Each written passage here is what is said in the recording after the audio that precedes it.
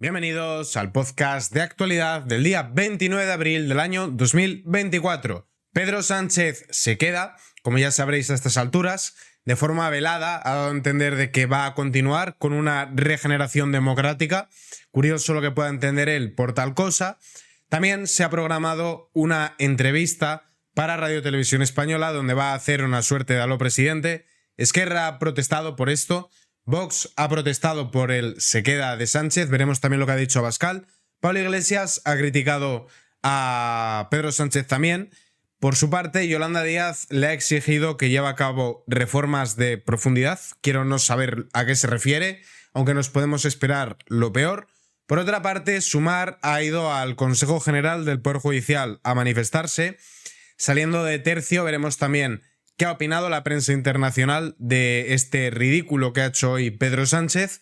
Y en otro orden de cosas, empezamos a entender por qué se ha ido Lilith Bestringe. Según Luca Constantini, tendría una relación con alguien de Sumar y eso Irene Montero pues no lo pudo soportar. Y veremos también cómo se ha comportado el IBEX en la parte de economía con el movimiento de Pedro Sánchez. Los 5 días de reflexión han confirmado la decisión de que su reverendísima hermosidad apostó aparentemente desde el principio. Se quedó al frente de la presidencia del gobierno. Todo esto, pues bueno, entendemos que ha sido un teatrillo organizado para ganar apoyos, para poder emplear las imágenes de las 4 personas que se manifestaron a favor de él en Ferraz, como que hay un gran clamor popular pidiéndole que se quede y a partir de ahí pues justificar las barrabasadas que va a hacer, que van a ser pues asaltar el Poder Judicial y por supuesto acabar con los periodistas díscolos, ir en contra de esa disidencia poca que todavía queda. Una continuidad de la que había numerosos indicios. Mientras angustiaba a los líderes socialistas que dependían de su hiperliderazgo, que se vieron obligados a presentar este sábado a las puertas de Ferraz un acto de fe y adhesión, él planeaba tranquilamente sus vacaciones. Yo aquí discrepo en el vídeo que he hecho para el otro canal, echadle un ojo si no lo habéis visto. Mi tesis es que es un plan orquestado en el que participaron el núcleo duro, es decir, Bolaños, Marisú Montero, Santos Cerdán y Ferreras, Ana Pardo de Vera y algún periodista más. Os muestro 2 noticias. Una de ellas son unas declaraciones de Ferreras del 27, si no recuerdo mal, sí, de hace un par de días, donde él ya estaba diciendo que había que ir contra los jueces y todo eso. Y la otra, una noticia, no me acuerdo ahora muy bien, pero que iba en la misma línea. Así que yo creo que esto ha sido parte de una operación orquestada para mover la ventana de Overton de la opinión popular hacia que los jueces son malvados, franquistas con toga, que no le dejan gobernar y que en aras de la democracia pues este señor se tiene que cargar la democracia. Sí, es un oxímoron, pero bueno, ya sabéis cómo funciona esto. Sánchez se queda y sigue la presidencia marcada por lo atípico desde el principio. Ha cargado duramente contra la oposición política, calificando de derecha y ultraderecha. Antes había recuperado el liderazgo del PSOE con una campaña pueblo a pueblo. Es también el primer presidente del régimen del 78 que ha sido capaz de gobernar tras perder unas elecciones.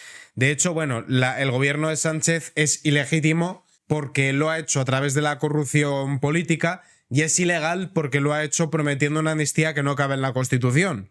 Con lo cual, hombre, yo por eso suelo no llamarle presidente y le llamo señor que hay en la Moncloa. Continuando, Abascal pide al Partido Popular que rompa toda negociación con el aprendiz de tirano. Lo peor de Sánchez está por llegar.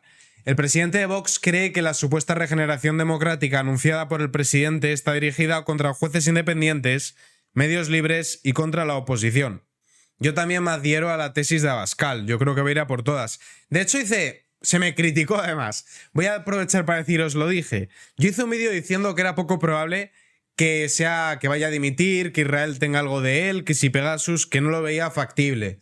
Porque si Sánchez hubiese entendido que Israel iba a propiciar su caída, no hubiese tocado las narices con el tema de Palestina. Y un montón de gente me dijo, no, va a dimitir, porque no sé qué. No va a dimitir. Este tío tiene una codicia y un afán de mandar y una necesidad de ejercer el poder y sobre todo un poder absoluto que le corroe, que es superior a él, es su gran obsesión, mandar. En este contexto ha exigido a la dirección del PP que rompa toda negociación y le ha tildado de aprendiz de tirano. Bueno, yo le llamaría ya abiertamente tirano. Así se ha pronunciado Abascal en una comparecencia. Lo peor de Sánchez está por llegar y a nosotros solo nos queda trabajar para minimizar el daño a los españoles y construir una alternativa que sea viable. En otra noticia, esta vez de OK Diario, Santiago Abascal ha comparecido ante los medios por el amago fake de dimisión del presidente Sánchez. Una supuesta dimisión anunciada con 5 días de antelación, en la que involucró al rey Felipe VI y que para Abascal ha sido un debate burdo y victimista. Abascal ha señalado que no ha tenido reparo en utilizar a su majestad el rey. Según Abascal, Sánchez anuncia su decisión apelando a una movilización de sus aliados y acólitos. La realidad es que la España que ha traído Sánchez no ha dudado en rescatar odios y desenterrar muertos. Es una España dividida y acosada por sus socios de investidura. Y sí, la verdad que vamos a ver cosas que no nos van a gustar, porque al ver Sánchez de alguna forma comprometida su posición en el poder, pues ha obrado pues, de una forma bastante agresiva. A mí Sánchez me recuerda a un jabalí, cuando está herido es más peligroso, y Sánchez ahora mismo está herido. Sánchez se programa una entrevista esta noche en televisión pública, una de sus televisiones de cámara. El líder del Ejecutivo ha manifestado que mi mujer y yo sabemos que esta campaña de descrédito no parará. Claro, porque hay todavía cosas que investigar, porque lo que ha hecho Begoña, pues presuntamente es tráfico de influencias y corrupción, y habrá que investigarlo. Izquierda Unida defiende una ley a favor de la información veraz, es decir, censurar. Continúa el acoso de la izquierda para intentar frenar aquellos medios de comunicación contrarios al Ejecutivo de Sánchez. Izquierda Unida ha planteado una nueva ley en favor de la información veraz contra la manipulación y los bulos, al considerar que si la guerra judicial triunfa muchas veces es debido al papel que juegan determinados medios de comunicación. Es curioso, ¿no?, cómo le han dado la vuelta a la realidad. Hemos visto pues campañas de bulos, de desinformación por parte de la izquierda.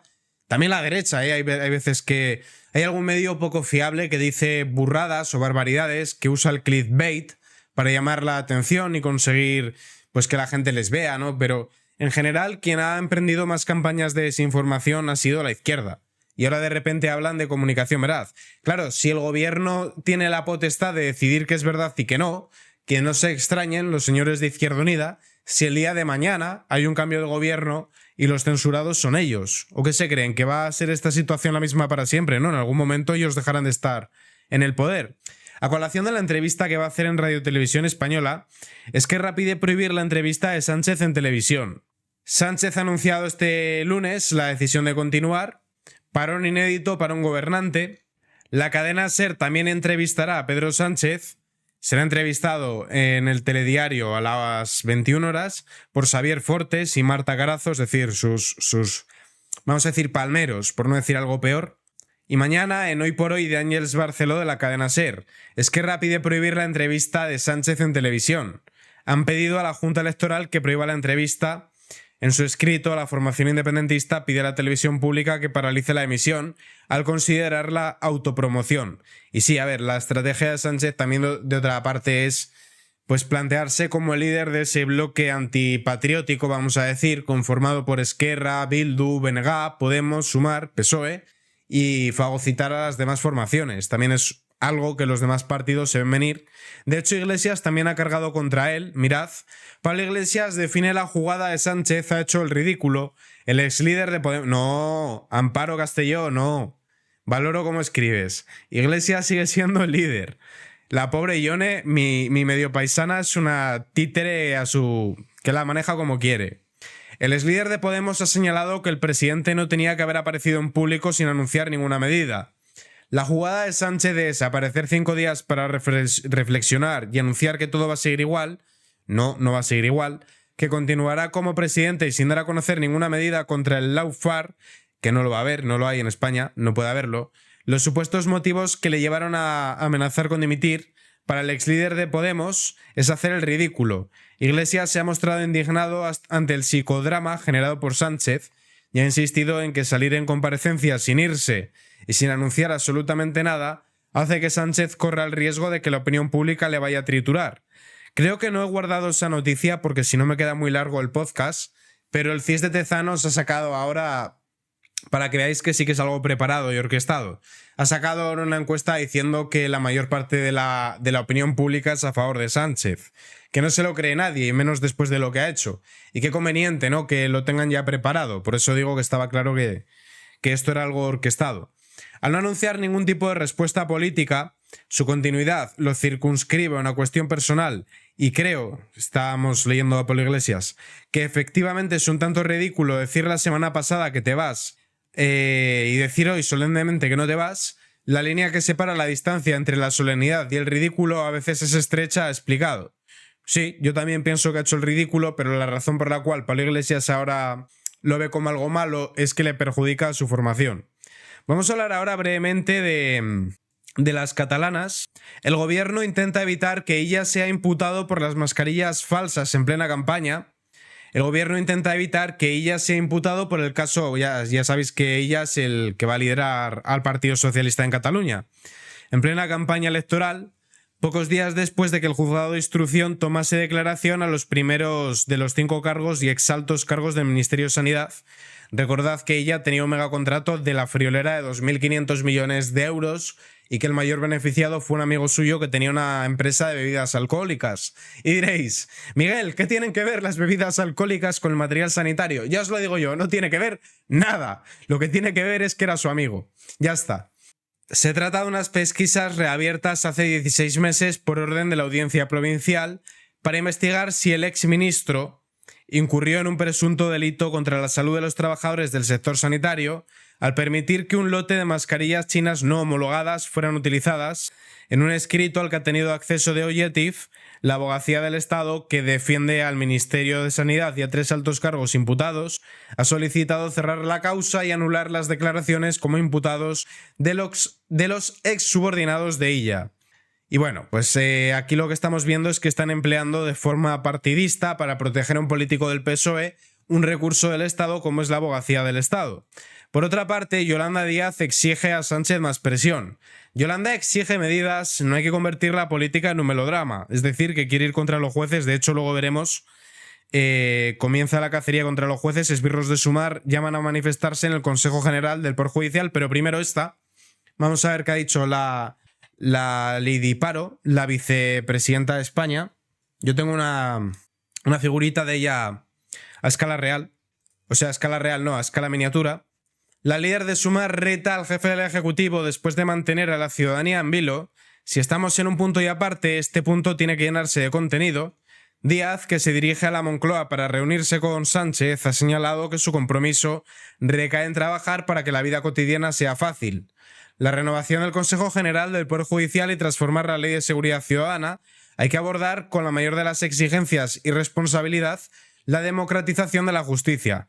Ya lo dije en el vídeo que hice para el otro canal, ya sabéis que en este canal se suben podcasts y en el otro canal vídeos, con lo cual recomiendo que os suscribáis a ambos porque es contenido distinto, pero dije en mi vídeo que lo que veo probable es que se hagan eco de lo que dijo Zapatero de que instruya la Fiscalía en vez de la Justicia, porque la Fiscalía depende del gobierno.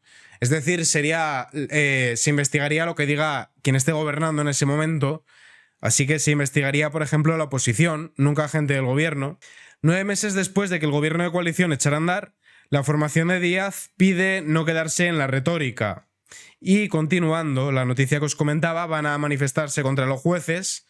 El golpismo viste de toga puede leerse en el cartel con el que los manifestantes llaman a salir a la calle para protestar. En el mensaje que han publicado los colectivos también critican al PP, pues ¿qué tendrá que ver el PP, no? ¿Qué tendrá que ver? Pero bueno, siempre se está metiendo con el PP y con Vox, como si no llevaran ellos 6 años gobernando. Para empezar, a nivel nacional, Vox nunca ha gobernado. Y lo del PP, pues bueno, tú puedes hablar de la herencia recibida el primer año. 6 años después, pues no tiene mucho sentido. El colectivo también se ha manifestado este domingo. En una nota de prensa, La Plaza, que es la organización a través de la cual Sumar llama, argumentan que esta movilización responde a denuncias falsas hacia el entorno del presidente del gobierno y demás líderes progresistas. No, si la pareja de Sánchez comete presuntamente un delito de tráfico de influencias y de corrupción, pues lo que habrá que hacer es investigarlo igual que si lo hace cualquier otra persona. Dejamos momentáneamente esto de lado porque luego en la política internacional y en la economía tengo que volver a hablar de cómo ha hablado la prensa internacional, de lo que ha hecho Sánchez y de cómo ha actuado la bolsa a través de lo que ha hecho Sánchez, pero vamos a ver un par de noticias de política que no tienen que ver con lo demás del ridículo que ha hecho Sánchez hoy. Los ocupas extranjeros han subido un 997% desde que gobierna Pedro Sánchez. No sé si os hacéis cargo de la burrada de la cifra que acabo de leer. A mí me gustaría que cuando veáis un vídeo, cuando escuchéis un programa de radio, cuando veáis un debate o lo que sea, luego os toméis 5 minutos para reflexionar sobre lo que habéis escuchado, leído u oído, y no simplemente que de forma aséptica lo escuchéis y no reflexionéis. ¿Os hacéis cargo de lo que es un 997%? Es multiplicarse prácticamente por 10, desde que está este señor. A través de la Secretaría de Estado de Seguridad, el Ministerio del Interior ha confirmado que el número de ocupas de origen extranjero en España ha aumentado un 996%, tal y como ha admitido en una respuesta de transparencia desde 2018, en el año en el que llegó Sánchez a la Moncloa, 1.101 españoles y 447 extranjeros, que yo recuerdo que eso era el año que ya de por sí ahí estarían sobrerepresentados. Pensad que los extranjeros son menos en torno al 10% de la población y eran casi un tercio. Pero es que ahora, 5 años después, 6 años prácticamente ya, los españoles se habrían multiplicado por 4, es decir, 4.556 españoles están ocupando y los extranjeros en casi 5.000. Es decir, se ha multiplicado por 10, pero también los españoles por 4. Daos cuenta de que esto es culpa de la ley de vivienda que blinda la ocupación y que luego te dicen que la ocupación es un bulo de la extrema derecha. No. Gobiernan para los malos, para los que se dedican a entrar en casas ajenas. Cataluña lidera, esto ya contábamos con ello. Ignacio Garriga ha cargado duramente contra el decreto ley aprobado por el gobierno catalán para controlar el precio de los alquileres. Sí, pues es que en lugar de ir contra los propietarios, tocando las narices a los que tienen una vivienda, lo que deberían de hacer es ir en contra de los ocupas. Una de las razones por las cuales la gente no quiere alquilar es por el miedo a que te ocupen. Luego lo que os comentaba de Lilith Bestringe se muda a Francia tras una bronca con Irene Montero que la apartó de Podemos. Esto sería en opinión de Luca Constantini, que tiene un libro, tiene varios libros muy buenos. El de Yolanda Díaz, yo recomiendo que lo leáis. Es de los mejores libros sobre la figura de Yolanda que yo he leído. De hecho es de los pocos libros que hay. Hay alguno que es autorreferencial y de autobombo y tal, que es simplemente una oda a la gran figura de Yolanda, que, en fin, que no leáis eso. Pero el de Luca Constantini sí que está bastante bien. La exsecretaria de organización de Podemos, Lilith Bestringe, ha decidido mudarse a Francia, a París, tras su salida de Podemos. Yone Belarra e Irene Montero apuntaron en sus mensajes a un problema de salud, que no lo había, simplemente era echarle... No, se va porque está malita y se va porque la echaron. Tras guardar religioso silencio sobre su situación personal, Lilith Bestringe ha decidido irse a París. La salida, según explican fuentes de Podemos, no fue por cuestiones de salud, sino que había sufrido ataques y reproches internos en el partido por algunas gestiones del pasado y un asunto de relaciones personales que generaron malestar en la dirección morada. Estas fuentes hablan de una polémica interna que afectó a Bestringe por sus relaciones con un miembro del equipo de Yolanda Díaz. Lilith dejó el Congreso y Podemos porque la obligó Irene. El miedo a que se filtraran informaciones a raíz de la relación aconsejó a Montero a pedir a Bestringe que dejara el cargo.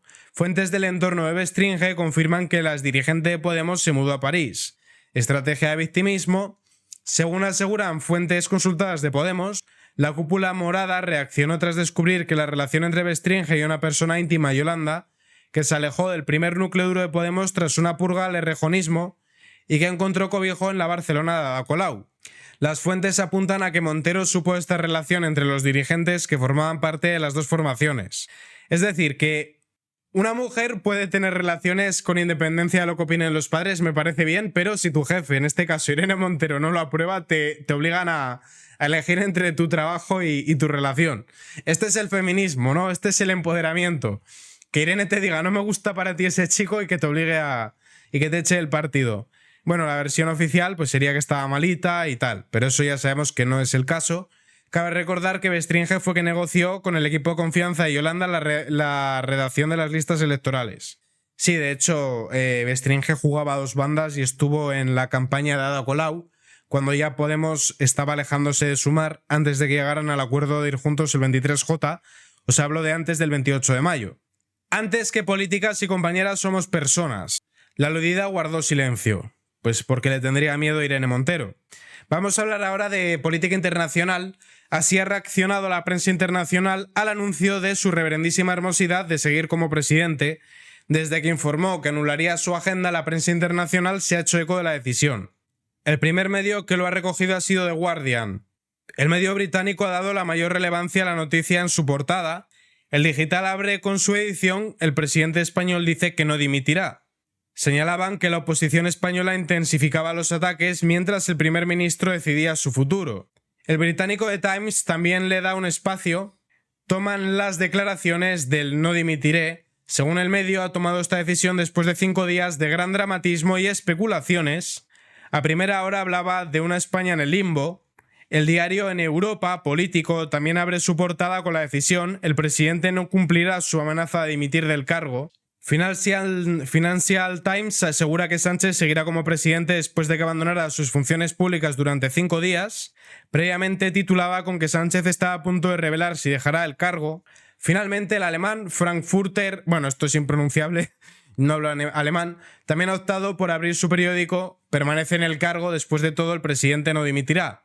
Es decir, que de alguna forma Sánchez se ha cargado su prestigio internacional y le ha dado bombo al hecho de que Begoña está siendo investigada para no se sabe muy bien para qué.